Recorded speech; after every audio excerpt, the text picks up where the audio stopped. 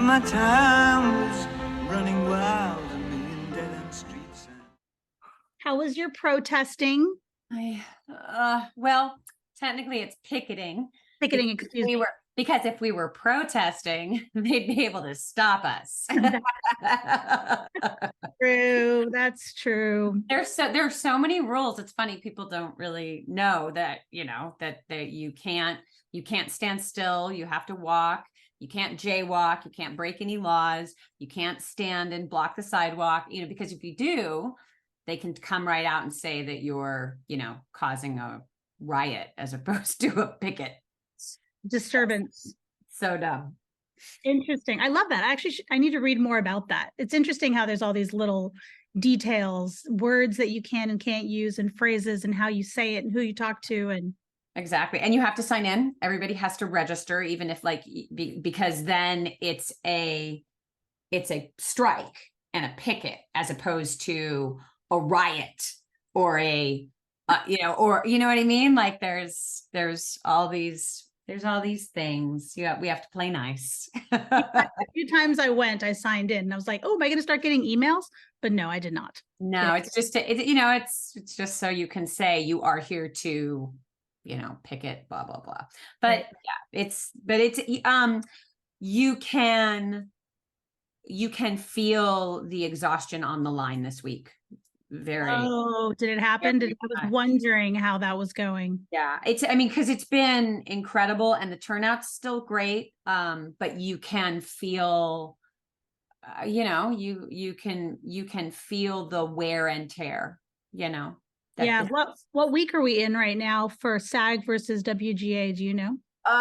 Screen Actors Guild is up. This is our 69th day. Tomorrow will be the 70th day on strike. And, WGA is like 120 something, 130 something. Yeah. It's a long time. Yeah. And people are, people are going to lose their homes. People are going to lose their health insurance. People are going to lose their livelihoods, Yeah. So terrifying. Yeah. Especially considering what we're talking about. Every time I read, the small amount of money that it's a huge amount of money, but the percentage is reasonable. It's insane. It's insane. Bob Iger makes $67,000 a day. That's not including bonuses. That's like a really easy Google. How much does Bob Iger make? Let's divide it by 365. And he makes $67,000 a day. Warner Brothers Discovery just complained that they were going to lose between $400 and $500 million because of the strike. When the actors and the writers combined are asking for basically a 2% raise, which I believe works out to $47 million. But yes, is it more complicated than this? Yes. But basically the writers and the actors are asking for a 2% raise. That's it. Yeah. It's embarrassing. It's embarrassing. The greed, as I said, my strike sign says greed is expensive.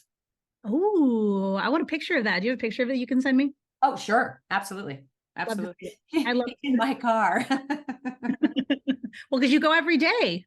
Yeah, I do. I don't go every day, but I certainly go the majority of days.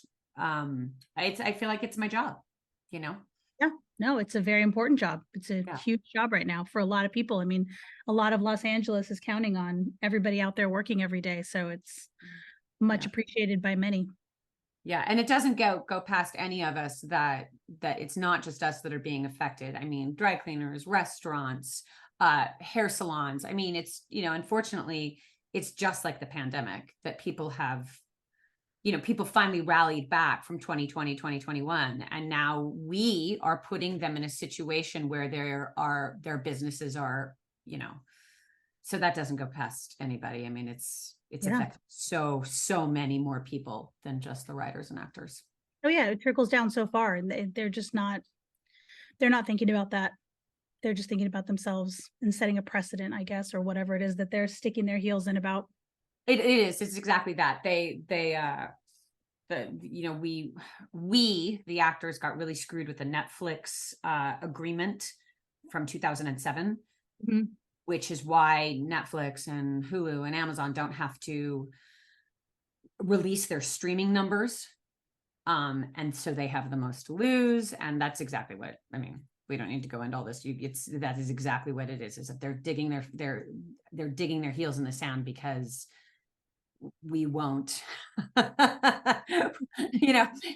screw me once, shame on you, screw me twice, shame on me. That's kind of where we are. It's intense. It's an intense time for a lot of people. Yeah, for sure. Yeah. All right. Well, I guess this is a great time to read your bio now that today we have Jessica Pennington, and Jessica Pennington does voiceovers. She has voiced kids, teens, adults, computers, virtual assistants, witches, elves, Amazons, Asgardians, and lots of zombies.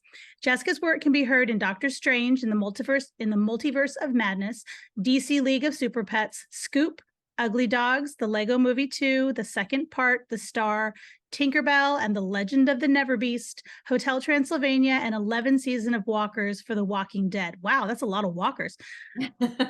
When not growling, hissing, screaming, and whatnot behind a microphone, she can be seen singing with her all-female rock cover band, the Undercover Girls. Geez, I butchered that. The Undercover Girls, which I will post a link to that for everybody.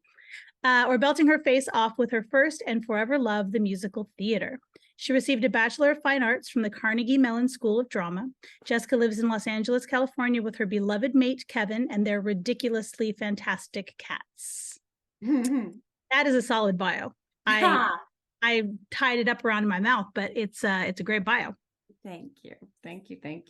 And so thank you for being here. I'm excited to ask you all of these questions. I'm excited to be here too. It's funny. I feel like, what am I trying to say? Oh God, help, please edit this out. That's it. Full disclaimer. You are writing partners and incredible friends with my best friend. Yes. Jeanette Scher, who did episode 4. Yep. I feel like I know you better than I do. I know, me too. It's really funny. And so like you were one of the first people I wrote on my list for this. I was like, oh, I've got to get Jessica to do it. And I'm like, well, would she? I don't even know if she would want to do it. It was funny because I feel that way about all, so for everybody who doesn't know, which is everybody, we all go to the Sound of Music every year, to the Sound of Music sing-along at the Hollywood Bowl. There's a group of us. Sound of Music sing-along. And within that group, it's the exact same. Like, I feel like I know everybody in that group really well, but at the end of the day, I really don't.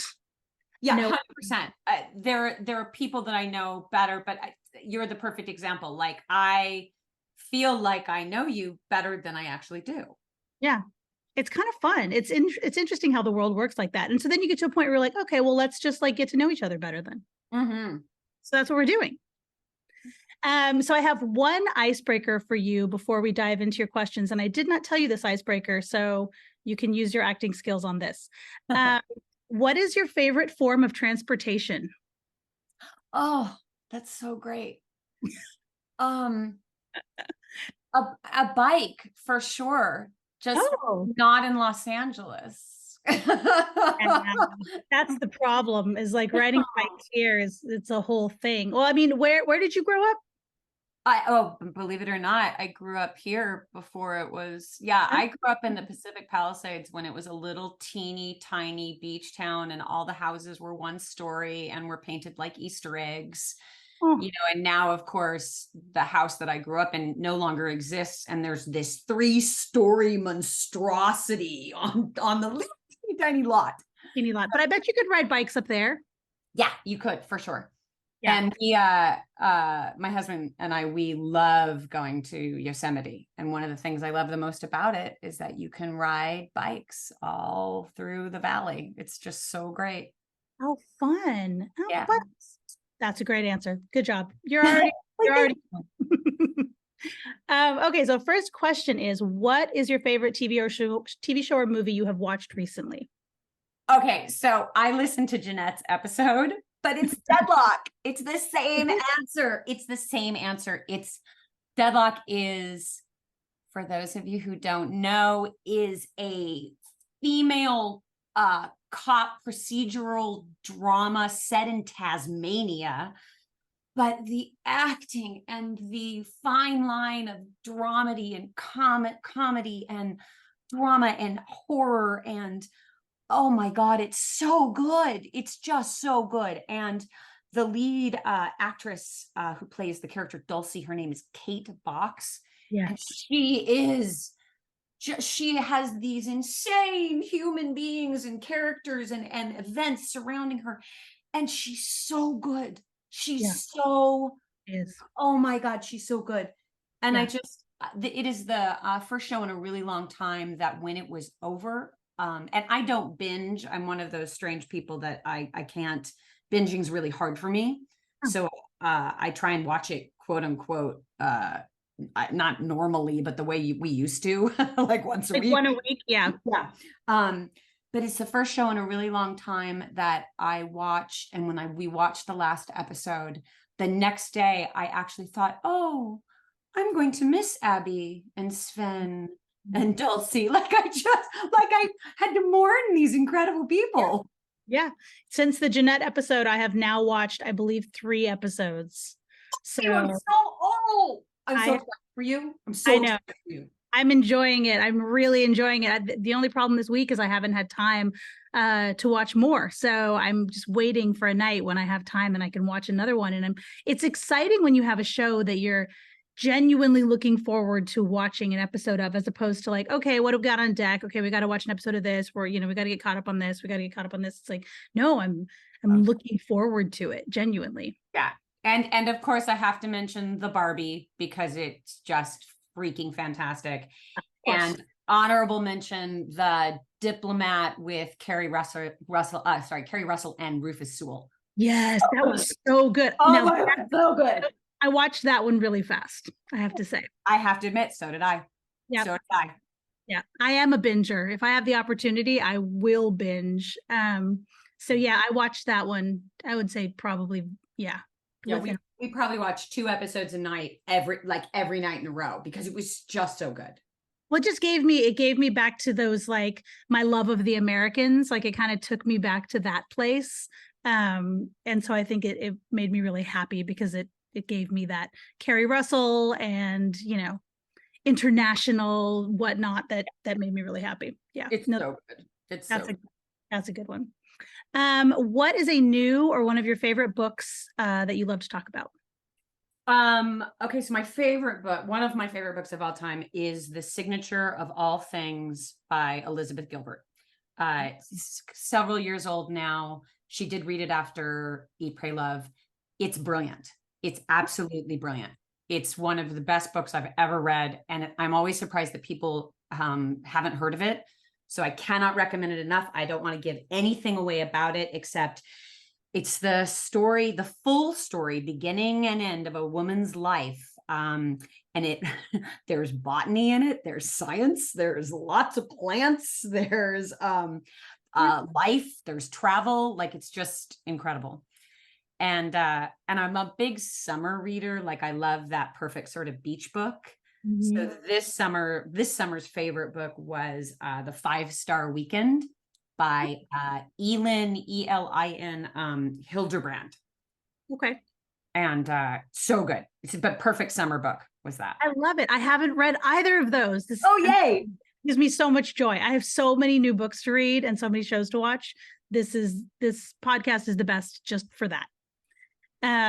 Okay, next question. What is something you wish you had done more of when you, oh no, wait, go back. I skipped the follow-up to that. Follow-up question to the book is, if you wrote a book about your life, what would the title be?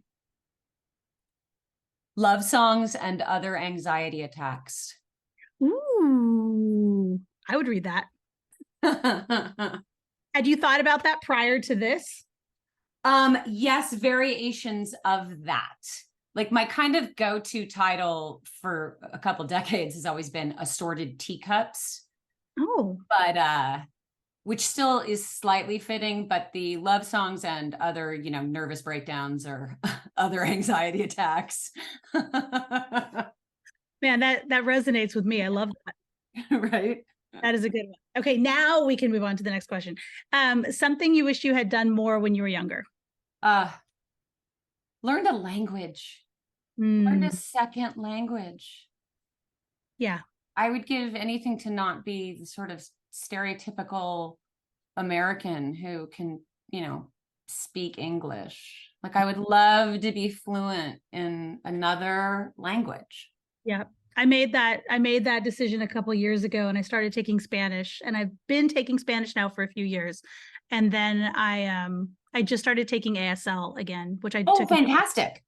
So I'm trying to learn two languages right now, which I'm telling you, with a brain my age, is not easy, because the Oh, one yeah. already wasn't easy. But ASL is kind of coming back to me from college, and Spanish is, I feel like I've plateaued a bit, but I'm hoping that I'll get over that peak at some Yeah. point. I so hear you. I mean, I've been doing the Duolingo French for, I don't know, 300 days, something like that.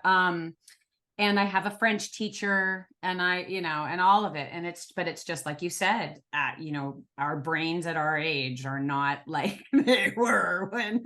And it needs the immersion, like the Mhm. best way to do it, like, and even when you travel to most places where people would speak other languages, they all speak English because they're much better than us at that. And they want to practice, and Right.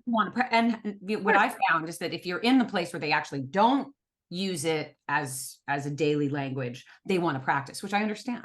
Yeah, no, when I went to Cuba, that was the best time for me to practice my Spanish, because very few people spoke English.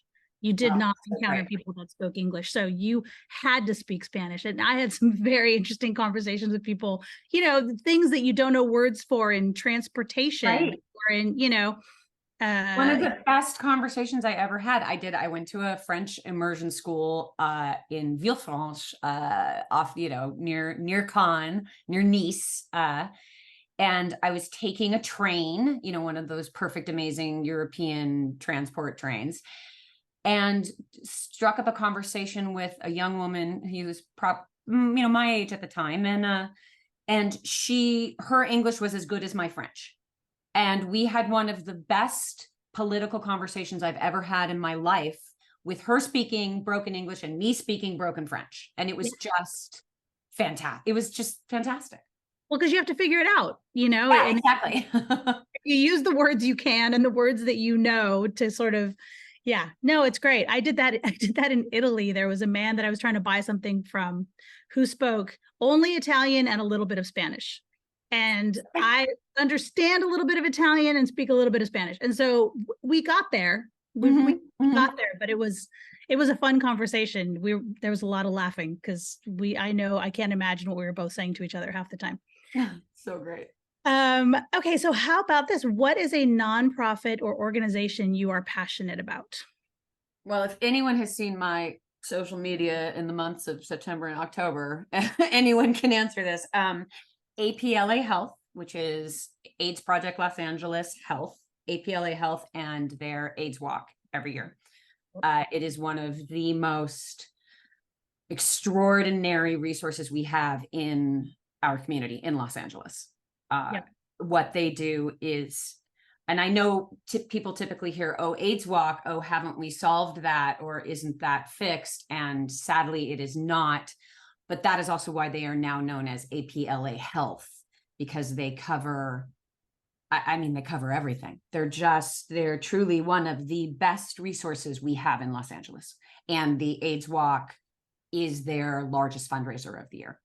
Yeah, and you do that every year. Mm-hmm. Yeah, I do. I need to donate. I haven't donated yet this year. I've got to give you some for that. Yeah, no, that's a great organization, and that's great that you do that every year. Yeah. It's super important, especially for the younger kids who believe that though PrEP and PEP and doxyprep, these are all medications that they use as prophylactics or post prophylactic. I don't know how you say that. Post prophylactic. Yeah. For infections, not just HIV, but sexually transmitted infections. A lot of the younger, unfortunately, specifically gay men, believe that, oh, I'll just take PrEP, or oh, I'll just take PEP, or and it does work that way, but it doesn't work that way, and Right. I mean, Yeah. it's interesting. I had a conversation with my oldest, who's in college now, and several of her friends as everyone was getting ready to go to college. And we were having all these conversations about STIs and the different medications, and whatever. And yes, I did find that much like with one of her friends who was like, oh, there's plan B. I don't need to worry about anything. There's plan B. And I'm like, okay. Yeah. Yes, there is. Yes, However, there is. and it's the same thing with the PrEP and the PEP and all of that. It's like, it exists. Yes. Yeah. However, let's still do these other things. Yeah. So I did a production of The Boy from Oz for Celebration Theater in 2016, and I got to play Liza Minnelli. And it is about the life of Peter Allen, who was an Australian performer who did die of AIDS. And I was absolutely stunned to discover that all of the young men, not all, that's not fair, the majority of the young gay men in our show really had absolutely no idea of the history of the AIDS epidemic, where we had come from, what we had fought for. Because one of them, and a beautiful soul, a beautiful, talented, gorgeous human, looked me in the face and said, oh, there's PrEP. I don't need to worry about it. And it just broke my heart. And then I spoke with another young gay man who said, yeah, this is what it's like. This is the majority of the opinion. And I was like, well, that can't, I got on my little soapbox. That can't work. all right, kids, sit down. It's story time. Okay. Yeah, no, it's interesting, isn't it? Because I feel that way all the time about a lot of things. And then you start talking to people and you're like, oh, wait, really? Are we still talking about this? We're still talking about this. Okay, we're still talking about this. Yeah. And every generation you got to ramp it up again until everybody's on board, I guess. Yeah, I guess so. Okay. So if you could have a superpower, what would it be?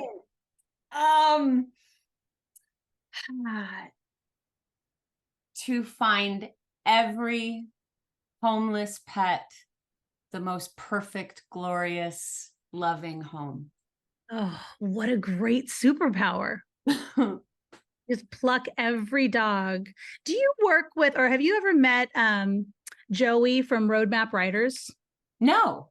He has an organization, or he works with an organization, and what they do is they are going around and they're trying to get animals and pets off the street and find them homes and foster them. And he works a lot with that. He's been doing a lot of getting more into the political side of it and posting about that, which is really interesting. But yeah, they do a lot of work in that sort of area, and it's very interesting to follow. But the superpower is a lot more glamorous. Right, that you were just like, especially like when traveling and when, you know what I mean, and just like, magical fairy wand, ding, there your, there's your perfect home. Oh yeah, no, I used to have a fantasy when I was much younger that I was just going to buy 100 acres of land at some point in my life, and then anytime an animal needed a home, I would just take it and just plop it on my land and take care of it.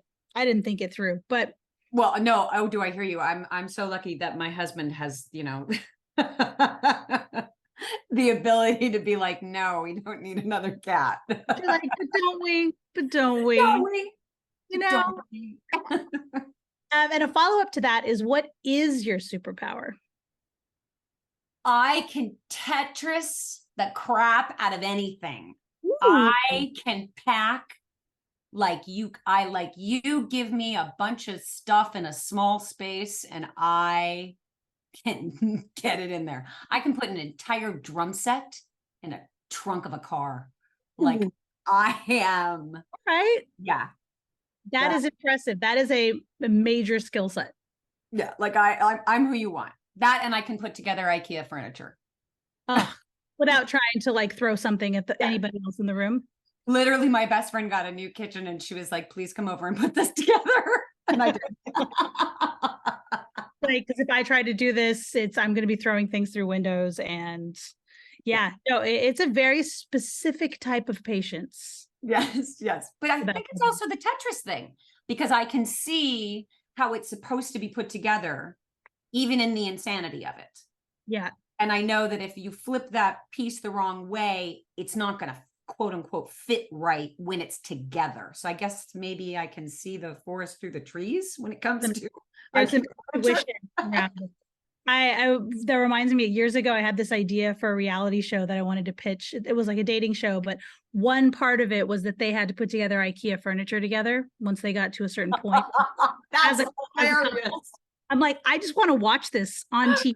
So I want to make this show so that when this couple gets to this certain point in the competition, they have to put together IKEA furniture together, because you learn a lot about a person when you put together furniture with them. That is brilliant. It's If a we're lot. meeting Kevin, I put it together and he'd just sit and play the guitar. Oh yeah, no, that's how my house works too. Okay, so what is the last thing, song, podcast, book, etc., that you listened to on your phone? I've re-entered my Bowie phase. I'm listening to the best of Bowie, on all of my music things.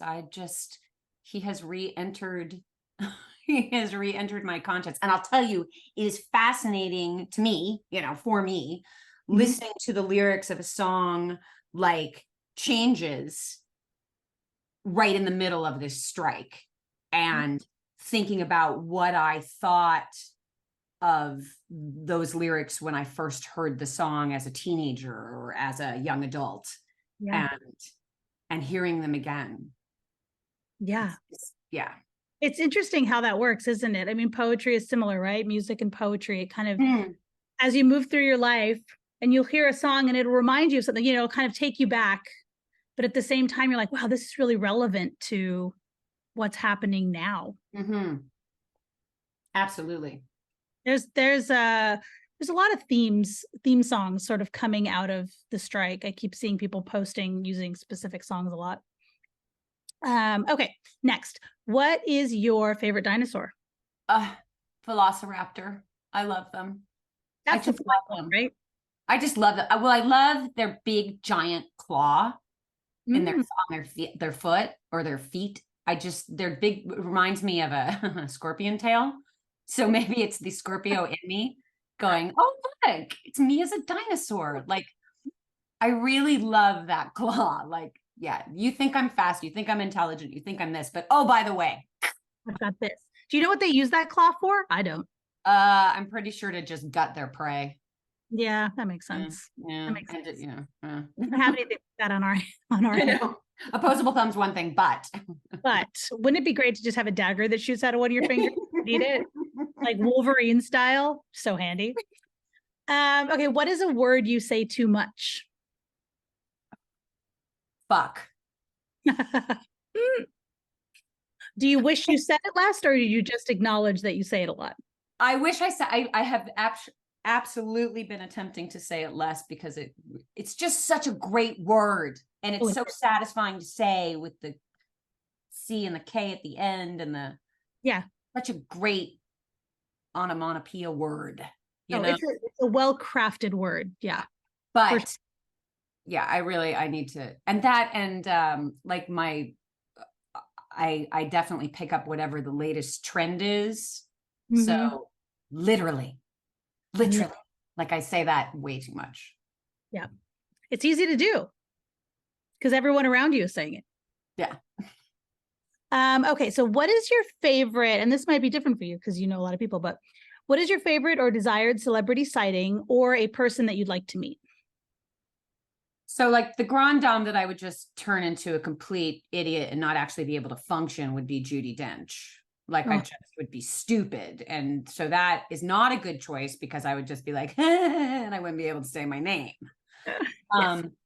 But there is a musical theater actress named Mandy Gonzalez who was, she's the original Nina and Into the Heights. And she was one of the first replacement Elphabas. And she was the first replacement for Angelica Schuyler in Hamilton. She replaced Renee Elise Goldsberry.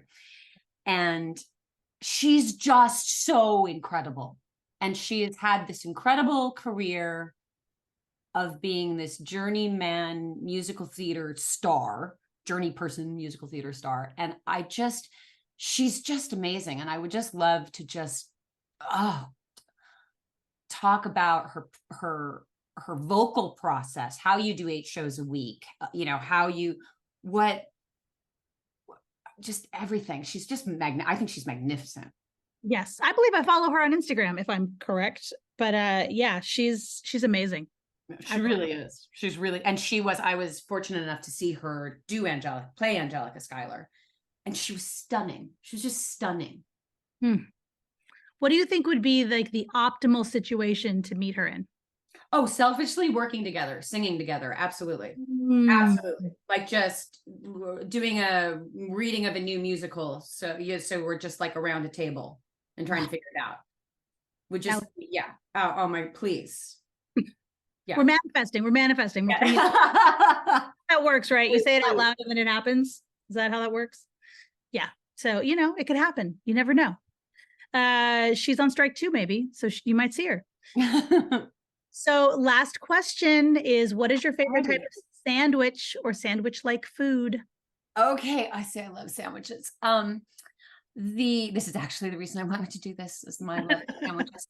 It's a sandwich that I can buy there is this fabulous little funky donut shop on Riverside in Fulton that is owned by a Cambodian family.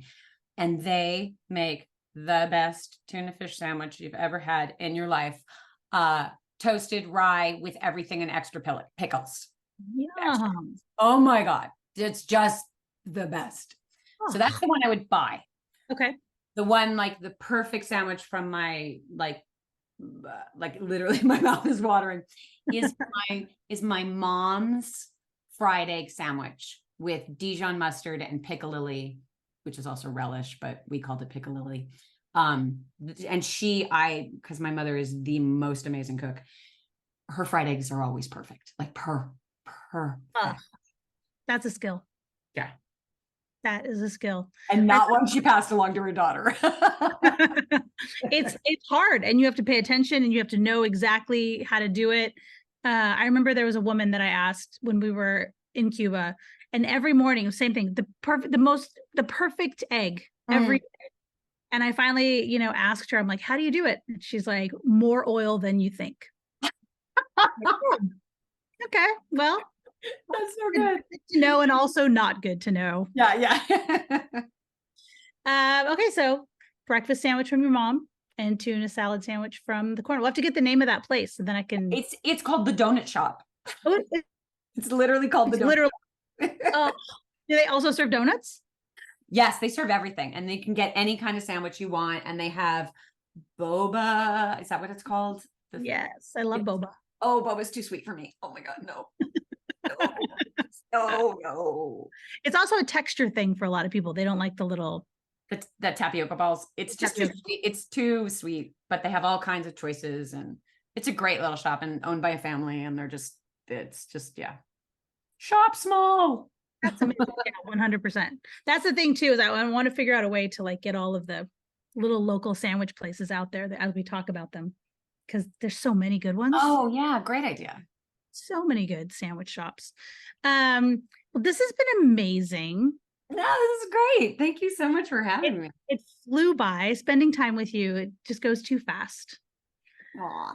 But this will be great, and we'll get it out the next couple weeks, and all the people can hear about the strike, and they can hear about all the things to read and watch and eat, and it's great. Yeah. Well, thank you so much. This is so fun, and I'm loving the episodes. I've gotten through most of them, so. Oh, thank you for listening. Absolutely. I appreciate being asked to join the party, to join the sandwich party. Absolutely. And I hope you enjoy the rest of your day and rest up for your next day of picketing. Tomorrow, yeah. I'll be at, where are we going tomorrow? Warner Brothers. Yay. Your Warner Brothers tomorrow. Yay. All right. Well, at least the weather's a little less hot. Is that true where you are? Yes, but today was one of those deceptive California days where it had rained. So this morning it was cool and gorgeous. And by the time we got onto the line at like 8:45, it was muggy and humid and gross. We were all like, no. Yeah, no, it's been really yucky out lately. Just that heavy air. It's not great. Yeah, but there's so many other things we can be complaining about. So, it's all good. That is true. That is very, very true. Well, good on you for doing it, and have a great picketing day tomorrow, and I'll see you soon. Thank you so much, Mary Kay. Of course. We'll talk soon. Bye. Bye. Time